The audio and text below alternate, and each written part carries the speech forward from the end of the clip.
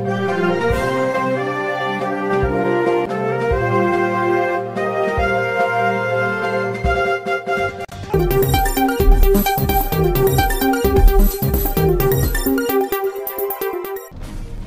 डीपींच्या धोक्याच्या करंट, महावितरणाला जाग येणार कधी?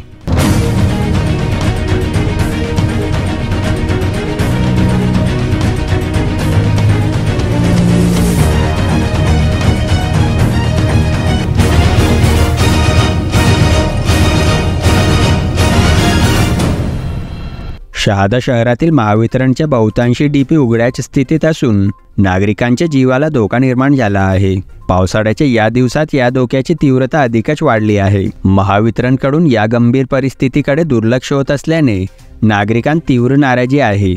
शहरातील काही ठिकाणी ट्रान्सफॉर्मर वर्दळच्या जवळच लहान मुले खेळत असल्याचे दिसून येते। काही डीपींना दरवाजे नसल्याने व जोडलेल्या वायरी उघड्या असल्याने मोठ्या दुर्घटनेची शक्यता वर्तवली जात आहे। मात्र महावितरण विभागाकडून यावर कोणतीही ठोस उपाययोजना केली जात नाही। महावितरणचे कर्मचारी वेळेवर मीटरचे बिल वसूल करतात, मात्र ग्राहकांच्या तक्रारींना कोणतेही उत्तर मिळत नाही। काहींना अधिक बिल येत असून तक्रारी करूनही त्यावर कोणतीच कारवाई होत नाही। या सर्व प्रकारामुळे महावितरणच्या गलथान कारभारावर प्रश्नचिन्ह उपस्थित झाले आहे।